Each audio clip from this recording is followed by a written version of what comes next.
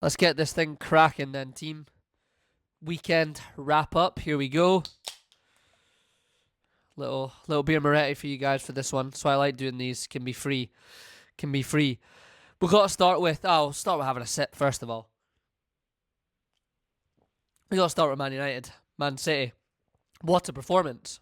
What a performance! I mean, even at 0-0, at half time, just from a total just football game point of view, a big game in the Premier League that all of us have said for a long time this season, and maybe going back a year or two now, these kind of big Premier League games are boring. That one wasn't.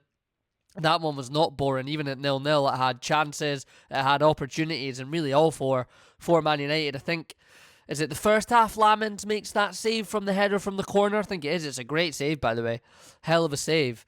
But Man United are just out the blocks. I think is probably Pep would expect them to have been, and City would have expected them to have been, and you would expect Man United to be new manager bounce as well, Michael Carrick, all that kind of stuff.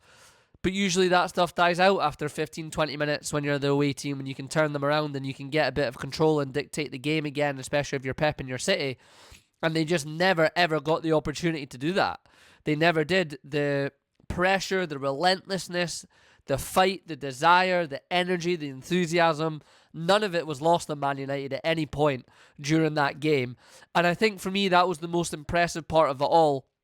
Yeah, the on-the-ball stuff and the counter-attacks and how they looked and how they played and the United, DNA and all that type of stuff. Absolutely. Totally get all that. And that's what we all want to see our team do and play, right?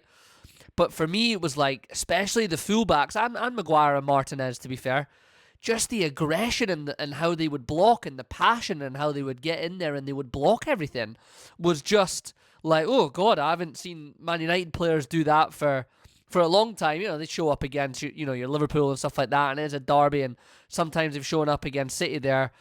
But yeah, you have to say huge credit from him, and he's got everything across to the players very, very well in 3 days. He set out for how they should play and what they should do in that game, in a derby game. And look, they've gone and done it, and well done to Michael Carrick and well done to his coaching staff. I think when the teams dropped and I had a little look on my phone, I thought, oh, and Mbuemo's kind of playing as a 9, and Dorgu's playing as like a left winger with Shaw in behind him. And like Bruno, kind of be a 10 and almost just play off Mbuemo. And I just looked across the whole team and thought, everyone's just in a position that you should play them in. Like, I think if we take, like, Harry Maguire, for instance, obviously he's been a big, big talking point at Man United for a long, long time, guys, right? But if you take Harry Maguire, for instance, for me, for Man United, and what coaches have tried to have him do is play high in this kind of, high line and all that type of stuff and get him to play on the halfway line. Harry Maguire can't play that way. And you can turn around and say, well, Harry Maguire's then not a good football player, he's not then a good defender. I just think that's unfair and wrong to say. And I've always said that, and people go, he's all right at England, he's decent at England. Because England, in particular under Southgate, would be happy to defend their own box a little bit and not play as the big team, the main team that had to get on the ball and dictate. And Maguire's great in the air and he's great at defending in and around this box, and he's great if you ask him to do the things that he's good to do. But if you ask him to play high and everything like that, he's not. And I thought even him yesterday and Martinez, just be centre-halves, guys. Be centre-halves and just be aggressive and make it hard for Erling Haaland. And I'm not going to ask you to do anything crazy. I never thought at any point they looked high or anything like that. I thought they looked like defenders. I thought Shaw and Dalot looked like left and right backs, almost a little bit of a throwback left and right backy where they would support their winger and their wingers would in turn with Dorgu and who was playing off the right hand side? And Ahmad, right, with Dorgu and Ahmad, come back in and help us when we then have to defend. Same with the centre midfielders, sit a little bit in front of the centre half, but everybody just clicked, and Gary Neville said a really good point about playing like a 4-4-2 in his podcast, but I do think it pertains to anything that you have on the football pitch, is that there's pairings, right? There's partnerships, and they work. Left back and left winger, they help cover each other. Right back and right winger, they help cover each other. Bruno and Mbuemo help support each other. Bruno, Casemiro and Menu then help, Maguire and Martinez when they don't have the ball. Like, not overly complicated. Just let's just pair up and little groups and little teams. Sorry, just got a message on my laptop. Little groups and little teams. that can just work together and be together. And I just think that there was just a lot of basics that Michael Carrick put out there, which I think in the quote-unquote modern game is lost upon with formations and styles and all of those types of things that I do think we're going to see a swing back to the way that Michael Carrick is doing things. And that's not me to say Michael Carrick here is the next guru. And I think getting on to my next point about that is like, look, Man United fans, you'll be buzzing for the whole week, everything like that, and so you should. It's a rival game, and it's probably the most, upbeat, impressive performance I've seen at Old Trafford in a long, long time. I can't remember the last time I watched a Man United game, especially them at home, and thought, oof, wow. And they have done well against, big teams, even in the kind of last 10, 15 years when they've not been as good, right? But just be careful. Just be careful. It's one game. It's very well done. He deserves an absolutely massive amount of credit to it. Absolutely no doubt. But he goes again, and it's Arsenal next. And then, even that, you can probably almost say, like, if United lose to that game, it's cool. Like, no one's really going to be too bothered about that either. But it's then when you play, like, Burnley and, Wolves down the bottom and other teams like that, can you continue to bring something like that out in the team, right? Not just in your first game that's a derby that's at home and you can get the fans behind you. It's doing that week in, week out. So that's the first thing. It's a test, it's a time, and if he does well, he should get the job. I think, for me, though, as well, and what I've said a lot about, like, all these guys that are coming into these clubs, and I think Liam Rosenior, this is the big thing he's going to have to do, which I've already put a video out on YouTube saying this, is that, look, like, you don't get any time on the training pitch. If you make Europe and you're Man United, there's no time on the training pitch. There's a lot of media duties to do. There's all of that. So you can't just come in and be a coach. Like, if anything, I'd love, again, to sit down with the pro coach and ask them this, but if anything, there's zero time to be able to do that. That's probably the least of what you really do in your day-to-day kind of role and job, I think, nowadays, with how everything is. So you can't coach. So I think that's a big challenge for Carrick. And Ali, you said, on our group chat, he has managed Middlesbrough in the Championship, and that's pretty much every 3 days. And look, I get that, but you can kind of almost flip that and say, well, anyone that's managing the Championship would understand, 3 games a week. I just think it's the pressure and the eyes that are on you at a Man United that is a bit of a difference in that aspect. Every single game is scrutinised, every single moment, every single kick of a ball, where it's not as much in the Championship, right? It's just not, and that's not a dig on another level of league. It's just not. But just be careful on that, Man United fans. But absolutely fair play to Michael Carrick and Man United. It was amazing. From a City point of view, I think non-existent, partly due to Man United, but they just couldn't find a way through. They were asking Semenyo to try and dribble through a lot of people, and I felt like Semenyo did quite well. He dribbled past one or two, but then, like, there's only so many people you can dribble through. Like, you can't dribble through a whole team, and then he just got swallowed up by United, and I thought they did that well. And they kind of asked Doku to do similar things as well on the other side, and that was their way of trying to get through United, and it didn't work, and they unsettled Haaland. And Pep said they didn't really have a game plan because they didn't know how they would play, and I get that, and I think he was probably more taken back by that United continued to keep up that kind of first 10, 15, 20 minutes, like we said, throughout really the whole game, that ferociousness, that energy. I don't think he expected them to do that. And it's interesting that he gets caught off guard a little bit, but huge blow for them in the title race, and we will get onto Arsenal in a little bit. But yeah, just big for them, non-existent, and yeah, not good for Pep Guardiola, not good for Man City. Things like that. I think just quickly, sorry, to go back to the manager stuff as well. I think, like, a lot of these guys, we call laptop managers and stuff like that, again, it's like being able to, like, talk and say all these words and everything like that is cool, but, like, you still have to get the results on the pitch, and that's ultimately what Michael Carrick's going to have to do. Like, performance is going to be a big piece of this, but results are also true. So, well done, Man United, fair play and good credit. Moving on to the next topic, which is unfortunately going to be Liverpool. I'll definitely need a couple of swigs of this beer Moretti for that. Yeah, Liverpool, I didn't see the game. I've since watched Match of the Day. I've since, caught up on Slot's press conference and everything like that. Ultimately, just a really disappointing result. I think I need to get my screen recording up on here. Bear with me for a second so you guys will be able to actually see this when I'm on here. But I think, like, in terms of a game, God, sorry, 2 seconds, team. Might edit this bit out, but 2 seconds. There we go. I think from a game point of view, if you look at the stats here, That's, match of the day I took a screenshot of. XG I'm not going to go over, but Liverpool have 32 shots. It's 11 on target, 76 touches in the opposition box, and a possession of 73%, and they've kind of titled that as wasteful Reds. Like, 32 shots is a hell of a lot, and it's better than having none, and it's something Liverpool have struggled with. So, okay, credit to that, and I think that makes it a little bit more exciting, so to speak. But I still just think in the way that we attack is just so predictable. It's so predictable, and I'm sorry, it is at the point now where it's absolutely definitely a coaching and a mentality issue. And I think Slot he stopped the rot, he covered up, he went a little defensive, he knew he had to stop it or else he was going to get sacked. We were getting humped, we were losing games really, really poorly, we were just getting torn to shreds. So I have no problem with that, absolutely no problem at all. I actually, when he did that, I thought, good. He's showing that he's recognising the moment. He's not being stubborn. He's not being a laptop manager. He's adapting, because I think that was what he was the absolute best at across all of Europe last season, and the best in the Premier League, because he wins the Premier League, was knowing when to adapt, in particular in game.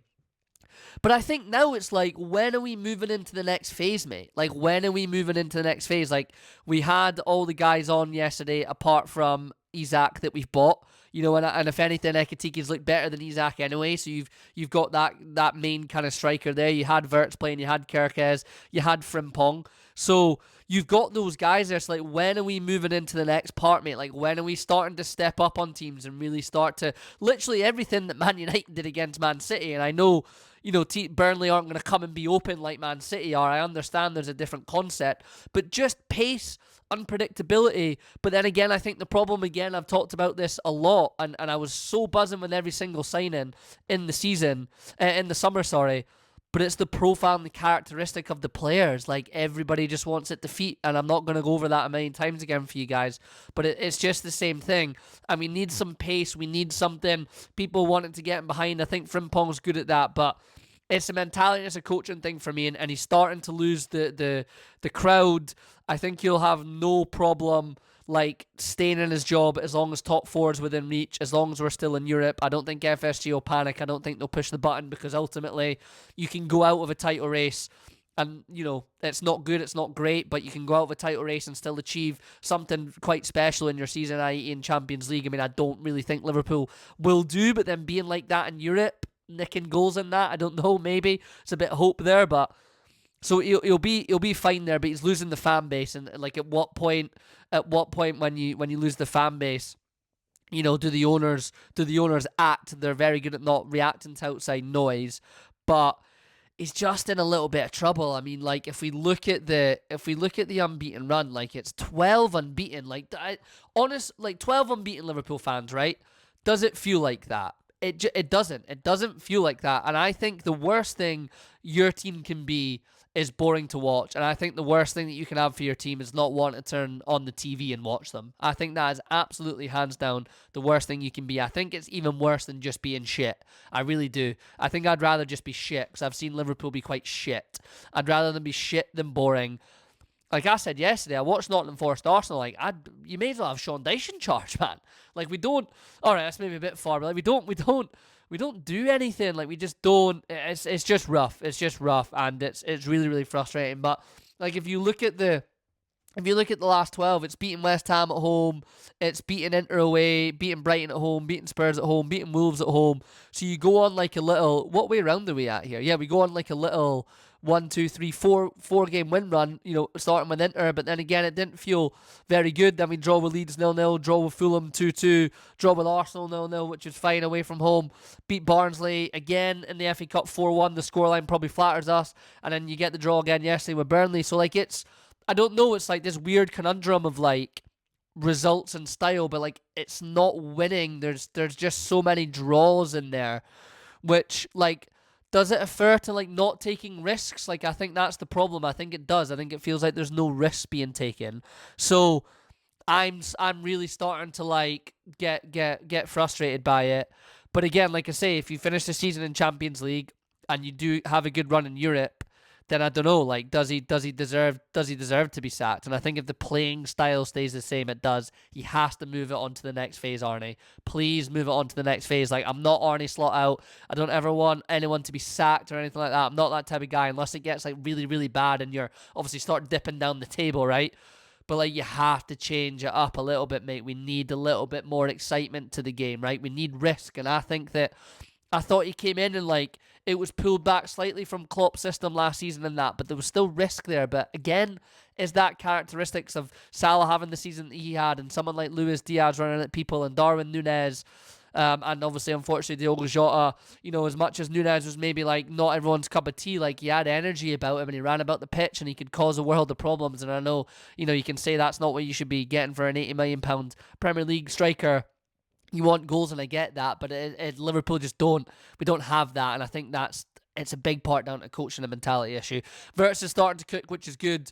Seeing Wirtz cooking, that's good. It's been coming, it's been slow, it's been gradual, but he's getting there. And Ekitike has just probably been the best signing of the lot. I think Carrick has started to settle into him. Frimpong is starting to show that he's got something about him. Just quickly, title race with Arsenal then. Yeah, I watched that too. Poor, they're up obviously after City and they see that and there's an opportunity, but again, like not a lot of creativity, not a lot of open play chances. Sells has player of the match and he makes some good saves, but I don't feel like it's a battering from Arsenal. And again, you're not going to get a battering every single game, and it's Sean Dyche, Nottingham Forest, and they'll be happy to take that.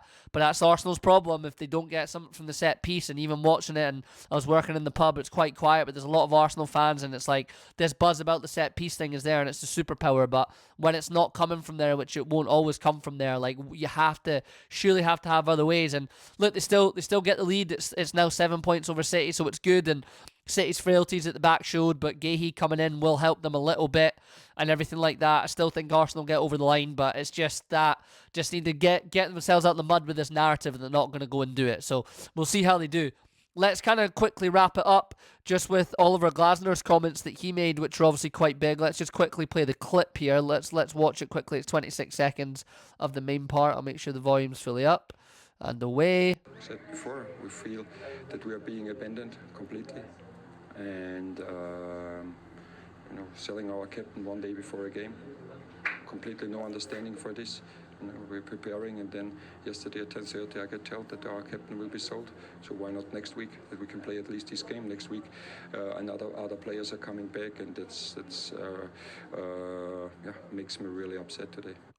So that's just a little snippet of it. I'm sure you guys have seen the full thing and everything that he said. Look, I get where he's coming from. He's frustrated because he's losing his best players. They lose Eze in the summer. They're losing Guéhi. It's probably day before a game. It's maybe not been handled greatly, if he's telling the truth. So I can understand all of that. But there's a part of me that's like, okay, mate, but also understanding where you are at. And this is no disrespect to Crystal Palace, and he's done a great job, and I like Palace, and Selhurst Park's amazing. It's on my bucket list of places to go, and I'm not trying to speak from like an entitled position. I'm just looking at it from the football and food chain point of view, mate. Your best players are going to go to City and Liverpool and Arsenal at the moment, and even Man United if they come in for you and they've got a little bit of dough that they can throw at you, and then across Europe, Bayern Munich, like Elise goes. Like, that's the nature of the beast, man. That is the football and food chain. And unfortunately, you can't just keep all these guys all the time and everywhere, and I understand you want to, but like, he's going at the end of the season anyway. He announced that too, and that might be through his frustrations and how the board have done everything and how they've not kind of backed him and done things that he's wanted to do.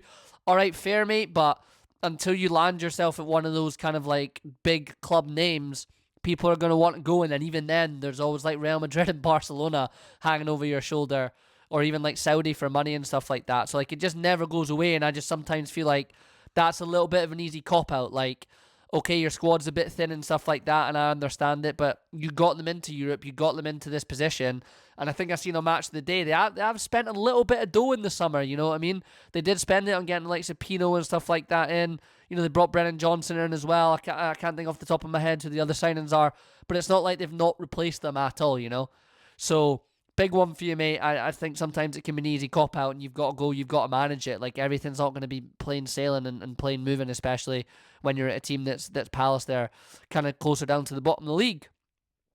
That'll do us. My predictions this weekend were so wrong, guys. So wrong. I quite like doing them because it's funny to look back at them and look at the scores, and you think, Jesus Christ, I had City to beat United 2-1. But look, like, who's seen that coming from United? Like, surely not really anyone. And then had Spurs to beat West Ham 3-1. I mean, that's a shocker for Spurs. And Thomas Frank's in a world of trouble. He's really struggled there. And again, just not seeming to be able to adapt, and like, again, a bit more of a spotlight, more games, not like being at Brentford where you get to be on the training pitch. And I think you just don't get the time in a results-based industry, and you need to try and adapt to it. And it might be a case where he gets another crack at the whip at another club if he does get sacked in this position, and he learns from it and does better, because that's life, and we all do it in our own jobs and our own lives. But he's really, really struggling. So I thought Spurs would beat them there. It's a shocker result at home to a really poor West Ham side with Callum Wilson with the last-minute winner. Will he be at Celtic? I guess we'll have to see. And then I had Newcastle to beat Wolves 3-1, which Jack Fish, you said, not a chance. You were really worried about it. It's 0-0, and it's a tough game after playing City in the week. And again, there you go. It's two games in a week again after a big one for Newcastle and City for Eddie Howe. Not a great result, but Wolves have started to add a bit more steel about them. They're maybe not necessarily winning, but they're getting points on the board again. A bit more belief, so well done to Rob Edwards for that. And then I had Aston Villa beating Everton 2-0, but Villa just, again, feel like this happens with them, really. There's like a real big kind of spike and real big push, and then it does typically dip off a bit. And I've transferred a Villa player already out my fantasy team ahead of next weekend. I just think they're starting to probably going to go back on that run of form, that dip again. But hey, what the hell do I know based on how all my predictions went? So a little bit of a longer one, excuse me, for you guys this weekend. For anyone that listens, watches, really do appreciate it. Like, bits of this will go out on YouTube. That's kind of going to be the format, how I'm going to do it. You'll get like the full rants, these full videos, and then parts of it will just kind of get put out on YouTube throughout the week to continue to try and grow that. And obviously I always just put clips out to keep the clip machine rolling, but we're getting a bit of traction, certainly on TikTok.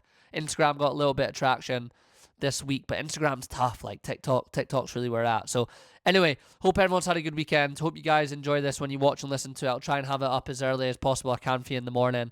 Recording on a Sunday night's a lot better. I quite enjoy it as well. Like, really get my thoughts out, a bit more emotion to it compared to a Monday. So yeah, hope everyone's had a good weekend. Hope you start your week off right. And as always, until the next time I see you, have a good one. Peace.